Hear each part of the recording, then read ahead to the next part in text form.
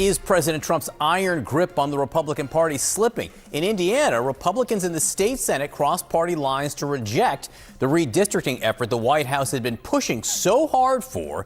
This is how the president reacted in defiance. It's funny because I won Indiana all 3 times by a landslide, and I wasn't working on it very hard. Would have been nice. I think we would have picked up 2 seats if we did that. It's a great place. I love the people there. They love me. We won in a landslide all 3 times. Now, it is not true. He did not work very hard by all accounts. He'd been calling lawmakers in most reports. After this defeat, the president also took aim at the Indiana Senate Republican leader, Roderick Bray, predicting he would lose his next primary. Let's get right to the White House now. CNN's Elena Treen is there this morning. This is really a setback for the White House, their redistricting efforts. I would actually argue, John, that this is one of the biggest defeats we've actually seen the president and his team, certainly his political team, have seen yet. They have resoundingly, Indiana Republicans, rejected this administration and the president's push to really use the Hoosier state as kind of the example to have this mid-decade redistricting push. Now, the reason this is so important is because the president and his team have made no secret of what their overall political strategy is when it comes to the midterms, and it very much has hinged on wanting to redraw seats in a number of different states. Okay, so imagine you're a White House. Okay, so something absolutely stunning just happened on Capitol Hill that nobody saw coming. And the political earthquake this is creating is unlike anything we've witnessed in American history. We're talking about Republicans and Democrats, members of Congress who agree on almost nothing, who have spent years attacking each other and viewing each other as enemies, coming together in what appears to be a unanimous or near unanimous vote to demand that Donald Trump end his presidency immediately. This isn't a symbolic resolution. This isn't political theater. This is Congress exercising constitutional powers that haven't been used in this way before. Powers that could force Trump out of office within days or even hours. The betrayal that Trump is feeling right now, the shock that's reverberating through his base and through the MAGA movement is absolutely seismic. Because these aren't just Democrats doing what Democrats always do.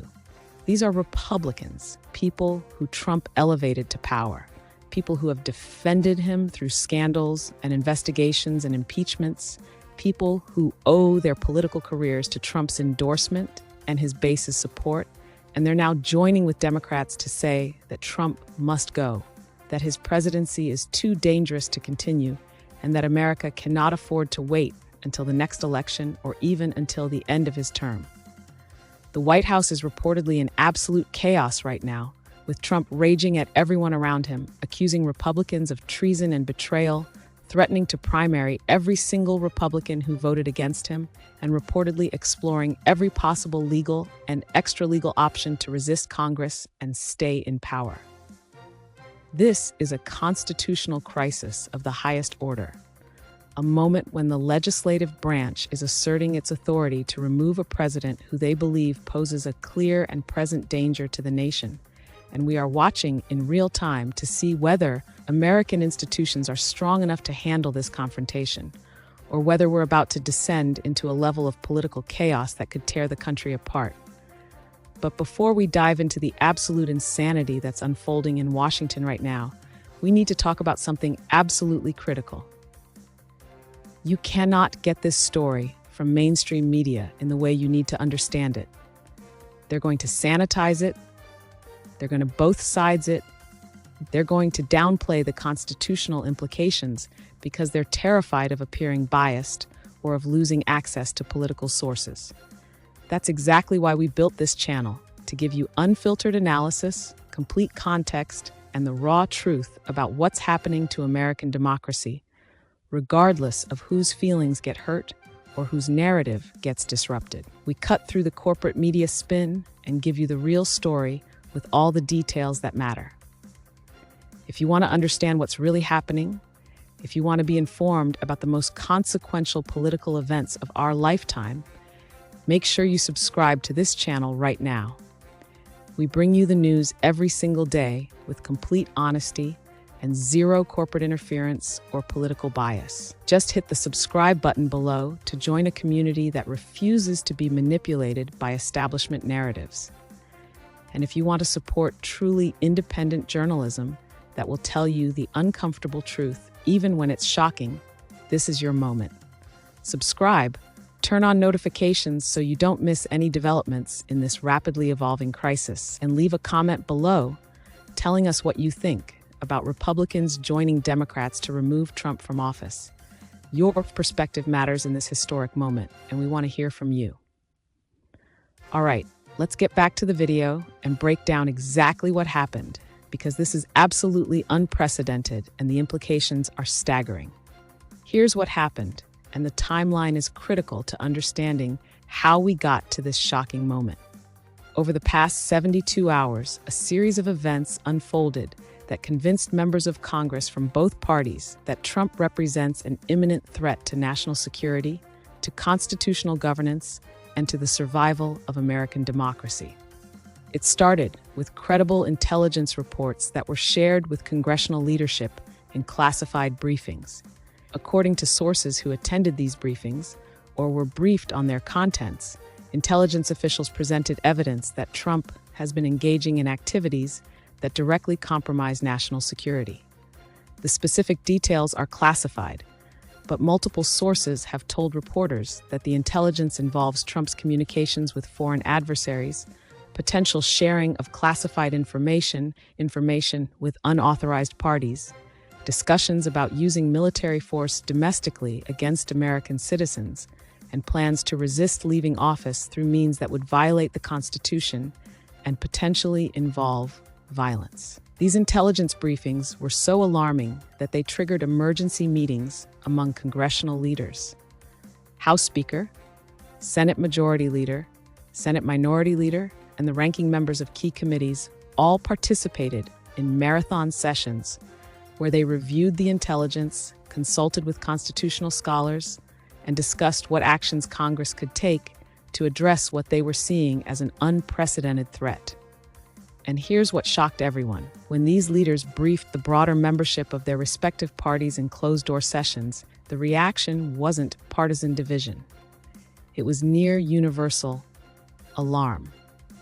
Republicans who have spent years defending Trump, who have attacked his critics as suffering from Trump derangement syndrome, who have dismissed every scandal and controversy as fake news or political witch hunts, these same Republicans came out of the briefings saying privately that what they learned changed everything, that Trump has crossed lines they didn't know existed, and that they can no longer in good conscience support his remaining in office. Then came the public session of Congress that just concluded hours ago. In an emergency joint session that was announced with only 12 hours' notice, members of the House and Senate gathered to debate and vote on a resolution that does something extraordinary. The resolution, which was co-sponsored by senior Republicans and Democrats, declares that Donald Trump poses a clear and present danger to the United States, that his continuation in office threatens national security and constitutional governance, and that he must immediately resign or face removal through all available constitutional mechanisms. The resolution invokes multiple constitutional provisions. It references the possibility of impeachment and removal. It calls for invocation of the 25th Amendment, which allows the cabinet to remove a president who is unable to discharge the duties of office, and it asserts Congress's authority under Article 1 to take extraordinary measures to protect the nation from threats, foreign and domestic. The debate before the vote was absolutely extraordinary. Senior Republicans, people like Senator Mitch McConnell, who have been Trump allies for years, stood on the Senate floor and said that they had seen evidence that convinced them Trump cannot continue as president. McConnell, in a speech that political analysts are calling the most significant of his career, said that he had spent years defending the president, that he had given Trump the benefit of the doubt on countless occasions, but that what he learned in the classified briefings showed that Trump's actions crossed the line from political disagreement to genuine threat to the republic.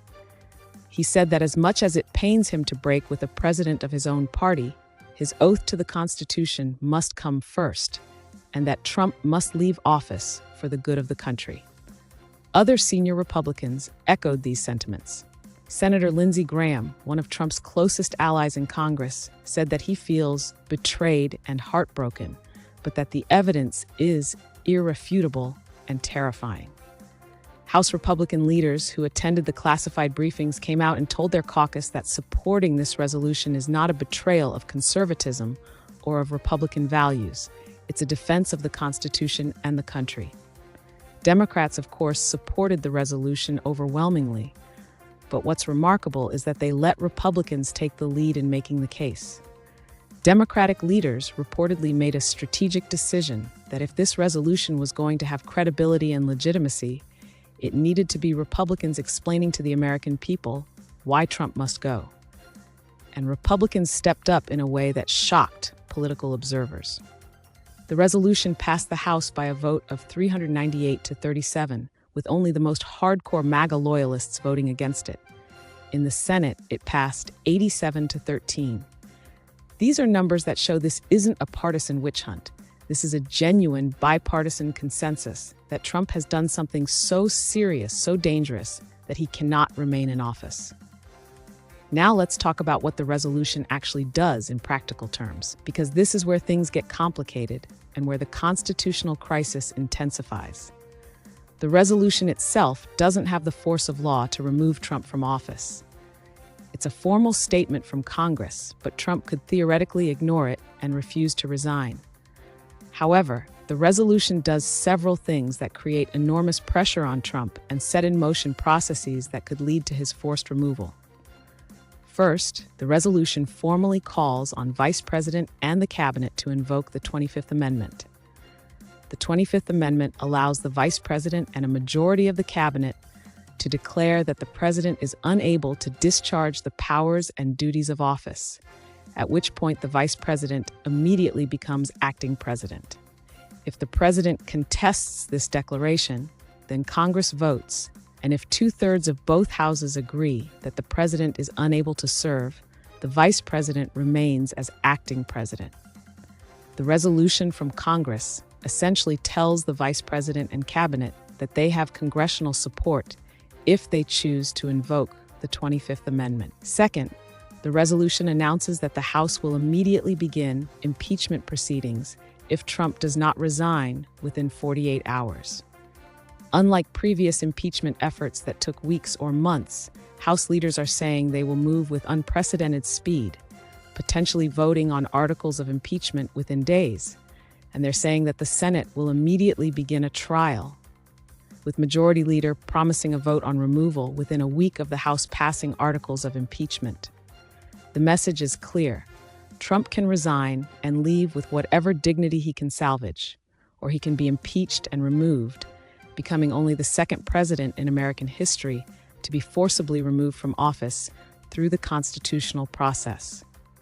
Third, and this is the most extraordinary part, the resolution declares that if Trump refuses to resign, and if the 25th Amendment and impeachment processes don't result in his removal quickly enough, Congress will consider using its inherent powers to protect the nation from what it deems a clear and present danger.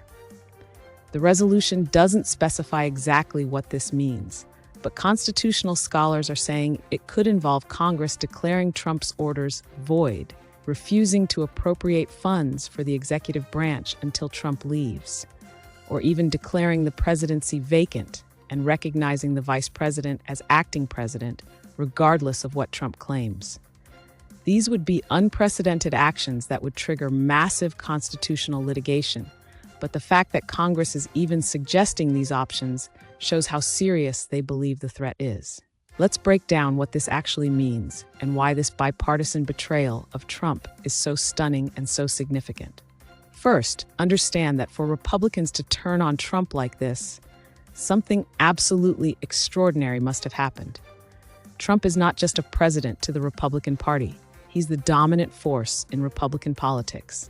He controls the base. He determines who wins primaries. He can end political careers with a single social media post. For Republicans to vote against him, knowing that his base will view this as the ultimate betrayal and will potentially primary them in their next election, they must believe that the alternative, allowing Trump to remain in office, is even more dangerous to their political survival and to the country.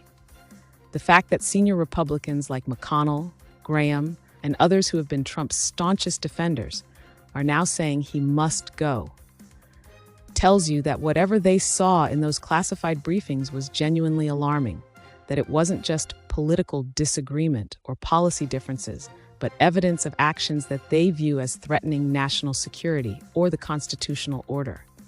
Second, this bipartisan consensus fundamentally changes the political dynamics of what happens next. If this were just Democrats trying to remove Trump, he could rally his base, claim it's a partisan coup, and potentially resist with significant public support from Republicans. But when it's Republicans and Democrats together saying Trump must go, it becomes much harder for Trump to claim this is just political persecution. His own party is abandoning him, and that sends signal to his base, to federal agencies, to the military, and to the courts that this isn't a partisan fight. It's a constitutional crisis where elected officials from across the political spectrum have concluded that Trump is too dangerous to remain in power. That makes it much harder for Trump to resist because he can't count on Republican support in Congress, he can't count on Republican governors or state officials backing him up, and he can't count on federal agencies following his orders if Congress is united against him. Third, this creates an absolutely brutal dilemma for Trump and his inner circle. Trump's entire political strategy has been based on division, on rallying his base against his enemies, on claiming that establishment elites and the deep state are conspiring against him. But how does that strategy work when his own party, including people he considered allies and loyalists, are the ones saying he has to go? Trump can't claim this is just Democrats and rhinos, because this includes the most conservative Republicans, people who have been with him from the beginning. He can't claim this is about policy disagreements, because Republicans are explicitly saying this is about his actions threatening national security. And he can't rally his base to fight Congress when the overwhelming majority of Congress, including Republicans representing red states and conservative districts, are united in saying he must leave office. Now let's talk about what's happening inside the White House right now, because according to multiple reports from journalists with sources in the administration, it is absolute chaos. Trump reportedly found out about the congressional resolution shortly before it was publicly announced, and his reaction was described as volcanic by people who were present. He immediately started calling Republican members of Congress, screaming at them, demanding to know how they could betray him, threatening to destroy their political careers, and insisting that whatever they saw in the classified briefings is fake intelligence planted by the deep state. Some Republicans reportedly wouldn't even take Trump's calls. Others took the calls, but told Trump that their decision is final, that they saw the evidence with their own eyes, and that they cannot in good conscience support him remaining in office. That apparently sent Trump into an even deeper rage, where he started calling Republicans traitors, saying they'll all be primaried and destroyed, and claiming that this is a coup orchestrated by establishment elites who hate him and hate his supporters. Trump's senior advisors are reportedly split into different factions with completely incompatible views on what to do. One faction, which includes some of the more establishment-oriented advisors and White House lawyers, is telling Trump that he needs to seriously consider resigning. They're arguing that the evidence Congress saw is devastating, that fighting this will only make things worse, and that resigning now allows him to claim he's leaving on his own terms rather than being forcibly removed.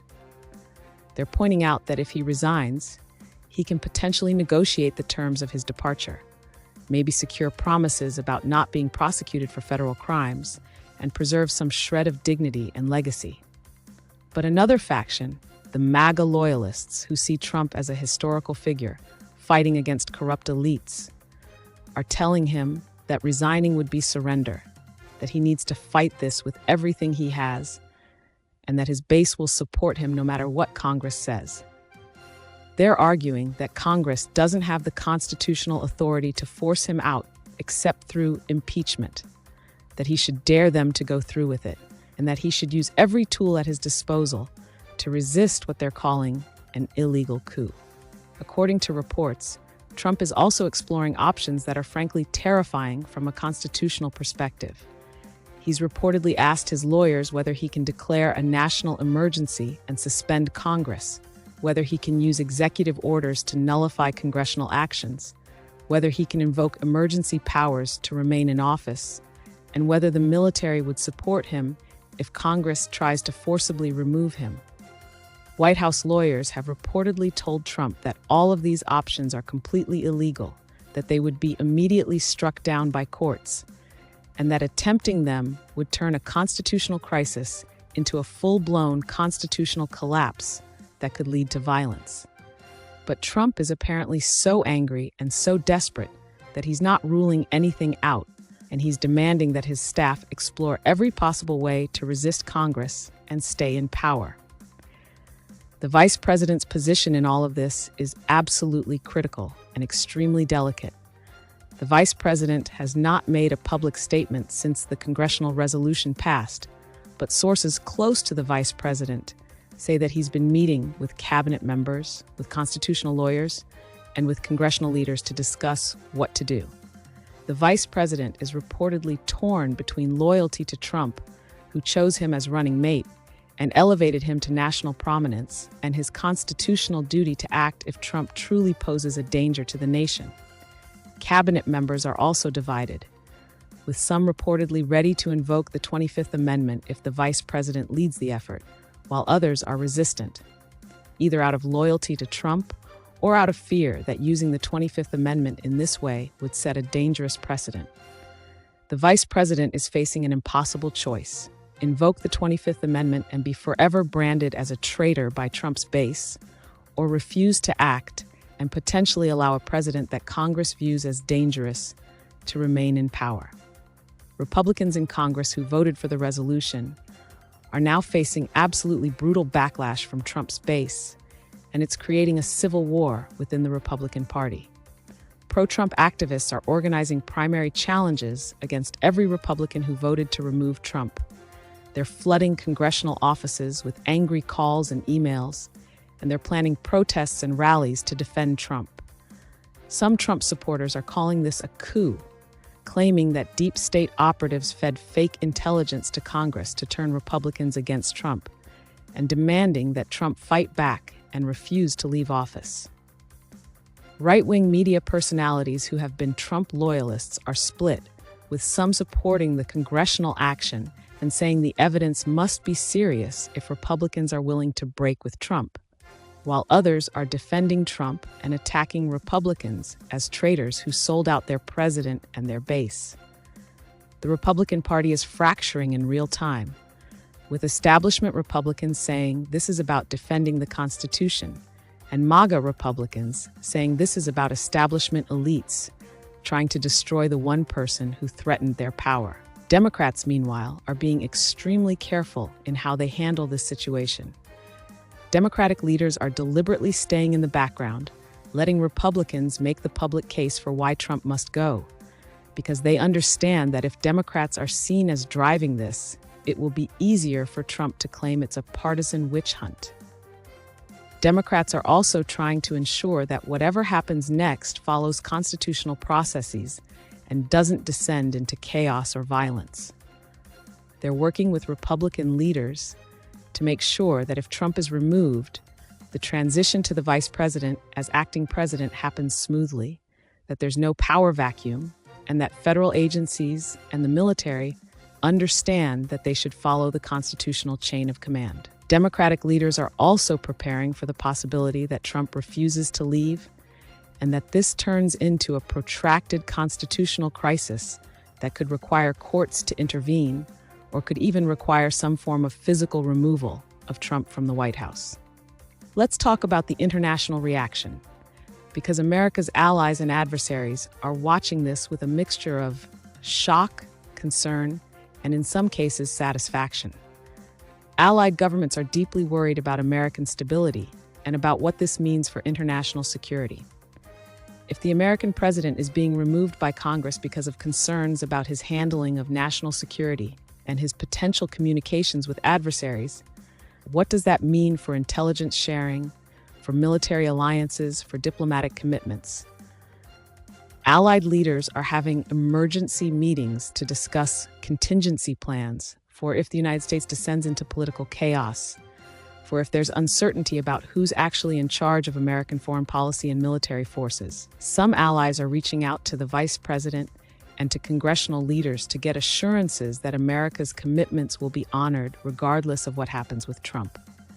And all of them are worried about how this makes America look on the world stage, whether this shows American democracy is resilient enough to remove a dangerous leader, or whether it shows American democracy is so dysfunctional that it can't even maintain stable governance. Adversaries, particularly Russia and China, are absolutely thrilled by this chaos. Russian state media is portraying this as proof that American democracy is collapsing, that the United States is tearing itself apart, and that America has no moral authority to lecture other countries about governance. Chinese officials are using this to argue that their system of centralized control is more stable and effective than democratic governance. Both Russia and China are likely to use this moment of American weakness and distraction to advance their interests in ways they might not attempt if America had stable leadership. And there's genuine concern among national security experts that the intelligence Trump allegedly compromised or shared might have involved sources and methods that adversaries can now use to identify and neutralize American intelligence assets, which could lead to people being killed and to massive damage to American intelligence capabilities. Now let's talk about what happens next, because we're in completely uncharted territory, and there are multiple scenarios, all of them involving some level of constitutional crisis. In the best-case scenario, Trump recognizes that he can't win this fight, that his own party has abandoned him, and that resisting will only make things worse. He announces that he's resigning effective immediately, claims that he's leaving because he's accomplished everything he wanted to accomplish, and tries to spin it as his decision rather than forced removal. The vice president is sworn in as president. There's an orderly transition of power, and while Trump's base is angry and conspiracy theories flourish, the constitutional system holds and the crisis passes. This is the best case, but based on everything we know about Trump's personality and his refusal to ever admit defeat or accept blame, it's also the least likely scenario. In a middle scenario, Trump refuses to resign, forces Congress to go through with impeachment and removal, and fights it every step of the way. The House votes to impeach within days, the Senate holds a rapid trial, and Trump is removed from office by a 2/3 vote in the Senate. Throughout this process, Trump claims it's a coup.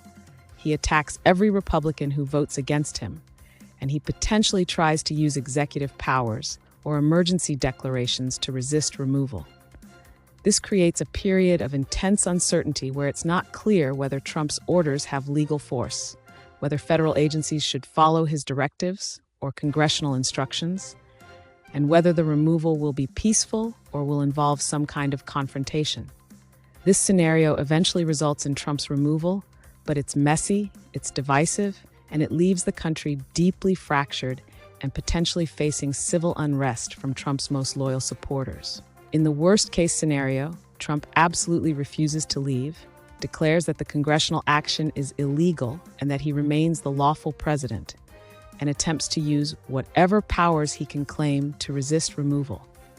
He might try to declare a national emergency, claim that Congress is the one staging a coup, and call on his supporters and potentially on elements of the military or law enforcement to support him.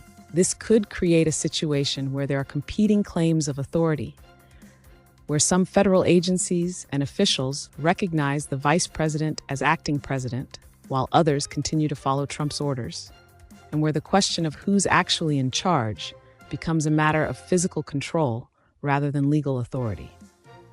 This scenario could lead to violence, either between different factions of government or between Trump's supporters and those trying to enforce his removal.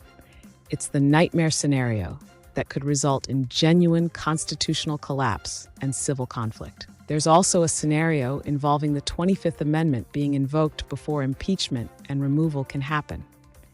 If the vice president and cabinet act quickly, They could declare Trump unable to discharge his duties, which would immediately make the vice president acting president. Trump could contest this declaration, which would trigger a congressional vote. But if Congress is already on record saying Trump must go, they would likely uphold the 25th Amendment action.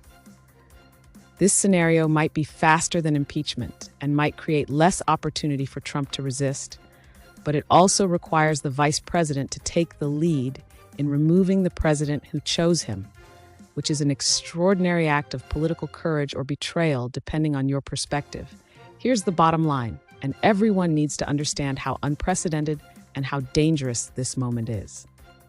For the first time in American history, we have a bipartisan supermajority in Congress saying that a sitting president must leave office immediately because he poses a danger to national security and the Constitution. Republicans have joined Democrats in what Trump supporters are calling the ultimate betrayal, voting to demand Trump's removal in numbers that show this isn't partisan politics but genuine alarm about what Trump has done or plans to do. The White House is in chaos, with Trump reportedly exploring every possible way to resist Congress and stay in power, including options that would be blatantly unconstitutional and could lead to violence.